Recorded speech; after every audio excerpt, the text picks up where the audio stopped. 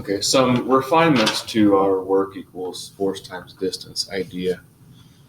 First off, F represents the net force being applied in the direction the object moves. Yes, it is the force that the object moves, but sometimes, so there has to be a net force in that direction. And there are situations in which a force is being applied and the object is moving, but no work is being done. Consider this scenario. A student is carrying books down the hallway. So let's draw, here's our student. And here's the stack of books. Now, there's really two things. To be keeping the books up and from falling to the floor, there is a force being applied in this direction.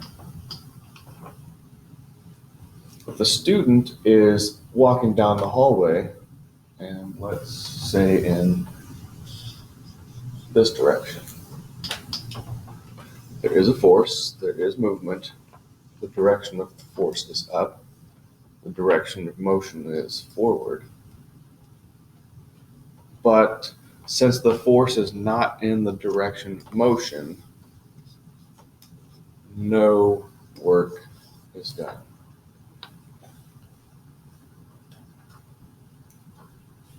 Another example, a satellite that's in orbit around the Earth.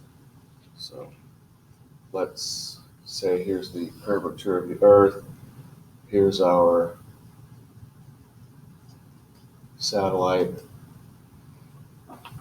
It has motion and it is attempting to go in a straight line. So there's the motion. There's something keeping it in a circular orbit rather than going off in a straight line, and that is the centripetal force.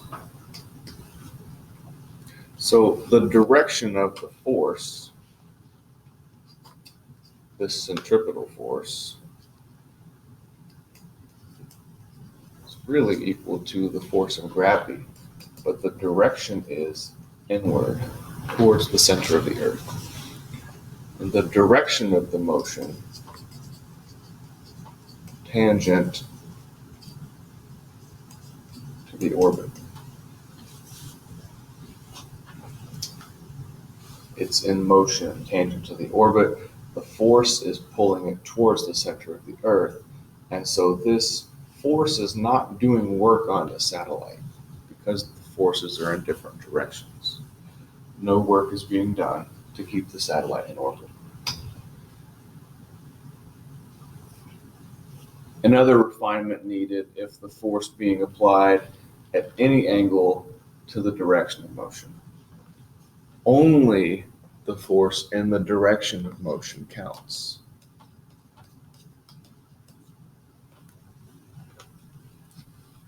Some classic examples. A boy pulls on the handles of his wagon at a 35-degree angle. Remember these problems? With a force of 200 newtons, moving the wagon 40 meters. How much work is done? So let's draw a picture first. So here's the wagon. Put some wheels on it. Here's the handle.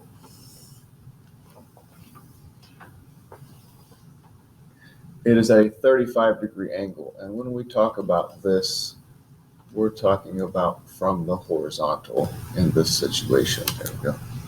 35 degrees, and the force is 200 newtons. And remember, there is a horizontal component and a vertical component. The direction of motion is horizontal, which means we're really only concerned with the horizontal component of the force.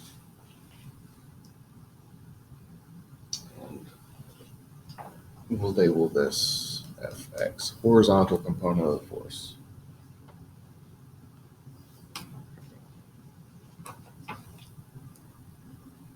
Of course, here's the vertical component, and we want to know this one. This is the adjacent side. We know the hypotenuse. We want the adjacent. That means cosine. The cosine of 35 degrees is the horizontal force over 200 newtons. So the horizontal force is 200 times the cosine of 35 degrees, which comes out to be 163.83 newtons. Using this number for our work formula rather than the 200, work equals the horizontal force times the distance.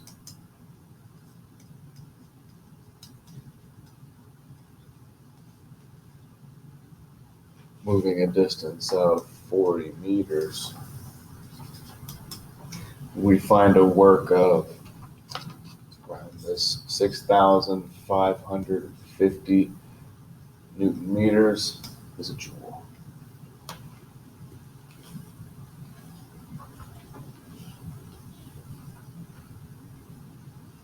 So graphing of work.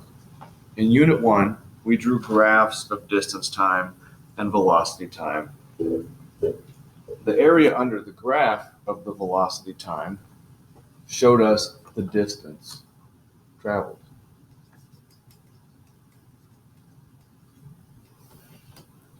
A similar idea can be used in work equals force times distance. So let's see. Constant force of 20 newtons. So let's fix this. It says 10. There we go, 20 newtons. Constant force of 20 newtons is applied to an object. Find the work done from moving it from its position of 0 to 4 meters. So here's 0, here's 4 meters.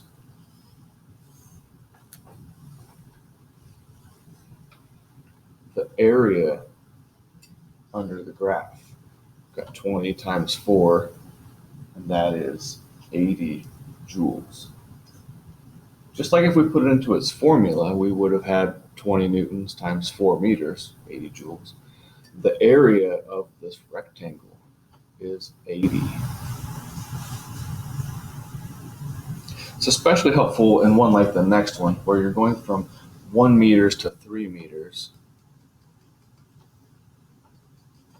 So the area of this rectangle, we have 20 newtons times 2 seconds, and that is work of 40 joules.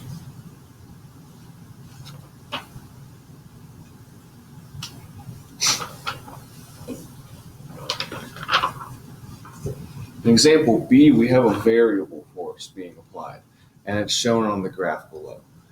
Find the amount of work done, so from 0 to 4 meters. So we're going from here to here.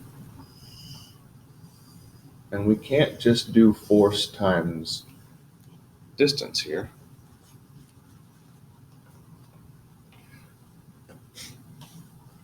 Here's what we can do. So this is 10, this is 5. So if you find the slope of this thing, 10 over 5, then the slope of this line, here's the formula for the line, y equals 2x. And so what is the value here at 4? That would be 8. So the force here would be 8 newtons. So the vertical component, 8. So then to find this, we've essentially got a triangle. Here's 4, here's 8. And we don't have to do any trigonometry stuff really. The area of a triangle is 1/2 times the base times the height. And so we have 32 times 1/2 is 16 joules.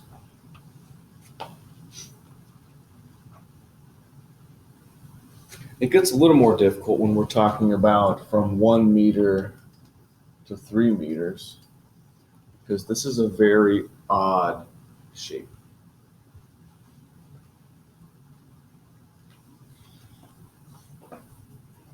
So here's what we have. Let's draw a picture of what this shape looks like, and it's going to be a very rough approximation. How do you find the area of something? So this is y equals 2 times x, so this is 2. This one is 6. From here to here we don't know. From here to here we actually know is 2. And so to find the area of this, we're going to break it into pieces. So I'm going to cut it right in half. And like I said, this is not to scale at all. This side is 2, this side is 2. That means this little section is 2, which means this section is 4. And now we have 2 shapes. So the area of this one, 2 times 2, there's 4 here. And the area of this one, 2 times 4 is 8, times 1/2 because it's a triangle. The area is 4 here as well. And so what we have is 8 joules.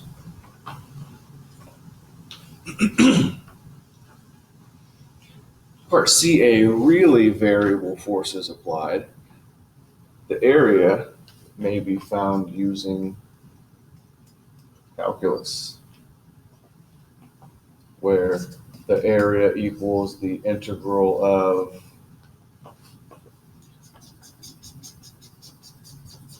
this is the area under the curve.